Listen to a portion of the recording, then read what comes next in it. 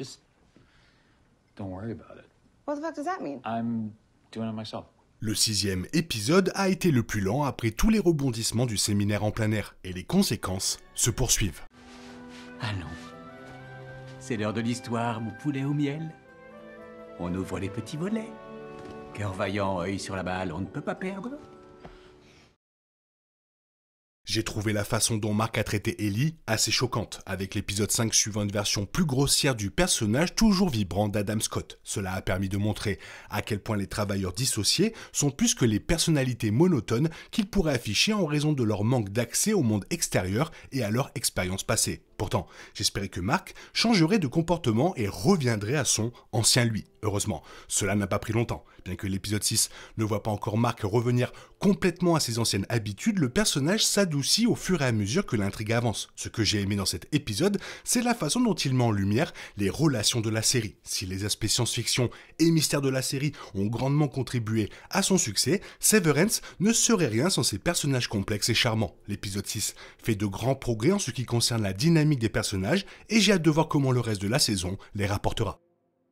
Tout d'abord, la relation entre Mark et Ellie était celle que j'avais le plus hâte de voir explorer dans cet épisode. Après que Mark ait couché avec Helena Egan pensant que c'était Ellie, j'ai été surpris de voir à quel point il était impoli envers Ellie dans l'épisode de la semaine dernière. Bien sûr, je comprends à quel point il s'est senti trahi et je ne sais pas s'il peut lui faire confiance. Cependant, Ellie venait de vivre un événement traumatisant, se réveillant pour la première fois depuis des jours et se retrouvant noyé par Irving. Mark a fini par s'excuser pour la façon dont il a traité, ce que j'ai apprécié. L'un des aspects les plus tristes de la façon dont Helena a repris l'identité de Ellie est qu'elle a volé à Ellie et Mark leur première fois. C'est pourquoi j'ai trouvé si gentil qu'ils aient décidé de se réapproprier ce moment et de ne pas laisser Helena ruiner la relation du couple. Mais je ne m'attendais pas à ce que son ex-terre, choisissant de se restaurer, ait déjà un saignement donné si tôt. Plus tôt dans l'épisode, Mark devait déjà alterner entre la vie de son ex-terre et l'endroit où il se trouvait à l'humaine. La situation pourrait donc bientôt devenir critique.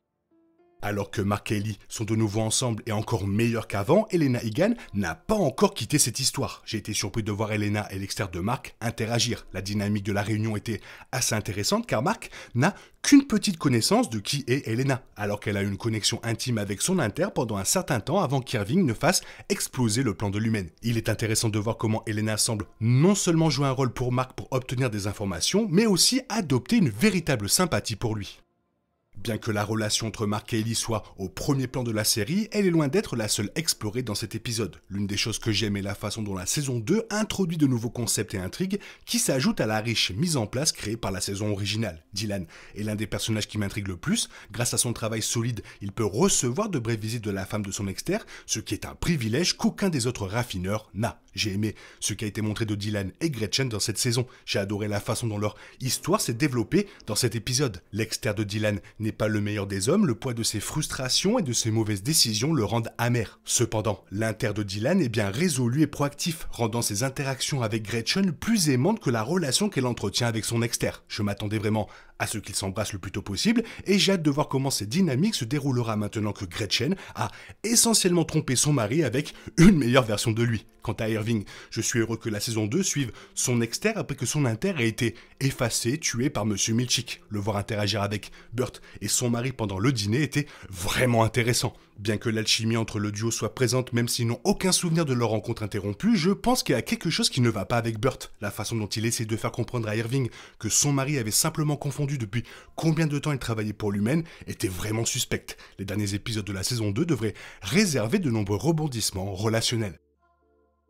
Milchick prévient Miss Wang que si elle ne remplit pas ses responsabilités chez l'humaine, elle ne sera pas acceptée pour le diplôme de compagnonnage hivernal. La série ne révèle pas ce que signifie ce diplôme, mais l'avertissement de Milchick confirme que Wang effectue une sorte de stage chez l'humaine, en espérant que cela l'aidera éventuellement à obtenir un autre profil dans l'entreprise. Cette révélation pourrait signifier que, même si Mademoiselle Wang semble incroyablement jeune, elle n'est associée à l'humaine que pendant ses vacances. Ou encore, elle pourrait être sur le point d'obtenir son diplôme et espère rejoindre l'humaine après avoir terminé sa formation au sein de l'entreprise. Indépendamment de ce que l'avenir lui réserve à l'humaine, quelque chose chez elle ne semble pas clair. Son insensibilité envers les ouvriers dissociés et son comportement robotique soulèvent de nombreuses questions sur depuis combien de temps elle est associée au culte de l'humaine et ce qu'elle espère en tirer. Pendant la scène du dîner de cet épisode, Phil se souvient qu'ils ont décidé d'envoyer Burt travailler pour l'humaine en tant qu'employé dissocié pour assurer sa place au paradis. Un prêtre l'a convaincu que les inters sont des individus distincts en eux-mêmes, ce qui signifierait que Dieu les jugerait séparément. Le fait que Fields et Burt aient même réfléchi à cette question suggère à quel point leur perception de la religion est biaisée. Dans le même temps, cela laisse également entendre que Burt a un passé sombre qui, selon lui et Fields, l'empêcherait d'aller au paradis. Il semble également étrange que Fields semble certain de sa place au paradis mais doute que Burt soit jugé différemment. La conversation à table devient encore plus suspecte et étrange lorsque Fields affirme que Burt est avec l'humaine depuis 20 ans. Avant qu'Irving puisse se demander comment cela est possible, Burt le corrige en disant que la procédure de dissociation n'existait même pas il y a 20 ans, ce qui l'empêchait de travailler avec l'humaine.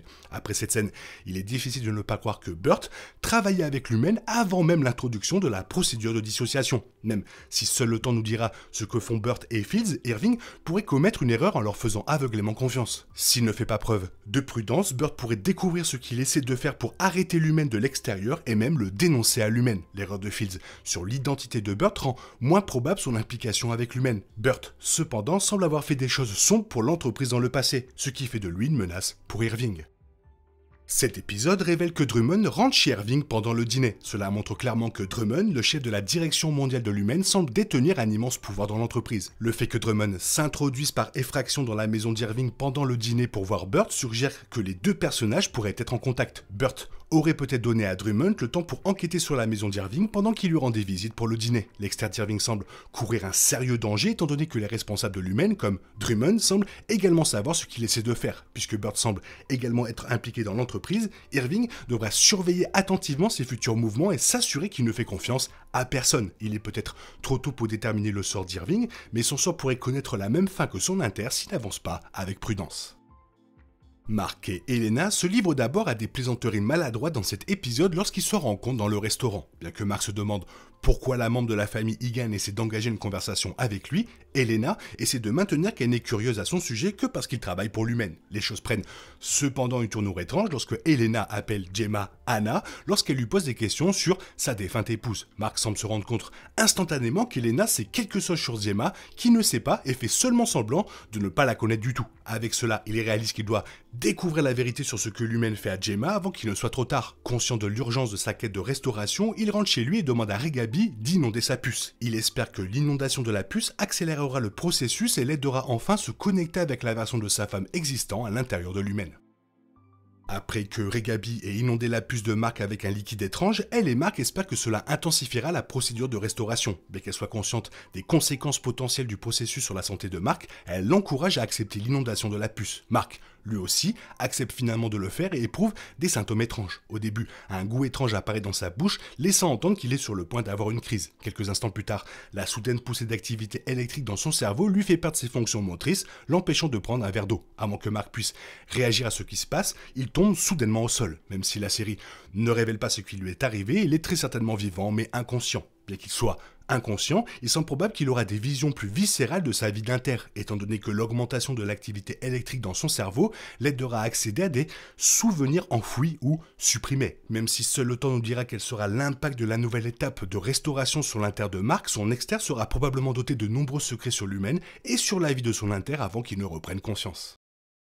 Les exters et les inters existent dans le même monde matériel. Cependant, comme la perception du temps est unique, les inters et les exters de Mark vivent le temps différemment. De ce fait, plus les deux personnages se chevauchent après la restauration, plus Mark éprouvera un sentiment de dissonance cognitive et de fragmentation psychologique. Il commence déjà à avoir de subtils croisements entre ces deux vies et à remarquer d'étranges décalages temporels, laissant entendre que son estime de soi commence à se briser. Avant la restauration, son inter et son exter conservaient leur propre individualité. Quelques aspects de leur personnalité partageaient des points communs, mais tous deux existaient en tant qu'entités distinctes, avec des désirs, des personnalités et des motivations distinctes. Alors que l'exter avait du mal à accepter la mort de sa femme, l'inter était relativement plus joyeux, appréciant les premiers jours de sa romance avec Ellie. Cependant, une fois le chevauchement pleinement réalisé, Mark remarquera un sentiment contrasté de dualité dans presque tout ce qu'il a connu de lui-même jusqu'à présent. Comme Regabi le lui assure, il lui faudra un certain temps avant d'apprendre à comprendre la double chronologie et les souvenirs avec lesquels il a vécu.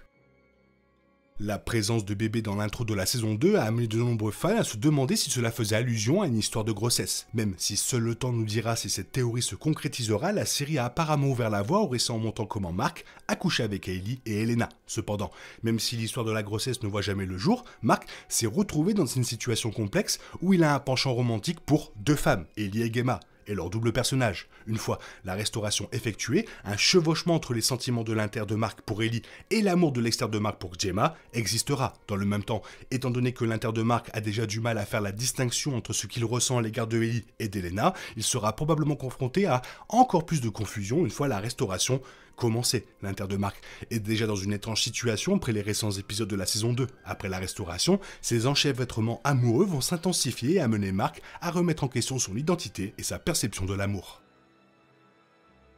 Désolé à tous de ne pas avoir fait cette review un peu plus tôt, j'ai été absent par un problème de maladie. Je pense que ça va aller mieux maintenant, on recommence avec des vidéos. Sinon toi, qu'est-ce que tu as pensé de l'épisode? N'hésite pas à me le faire savoir dans la zone commentaire. Et sinon, comme d'habitude, je te fais des bisous. Bye bye. Il est impossible de compter sur les autres de nos jours. On est obligé de tout faire soi-même. Je me trompe? Rien de grave. J'avais tout prévu. Où va le monde? Je vous le demande.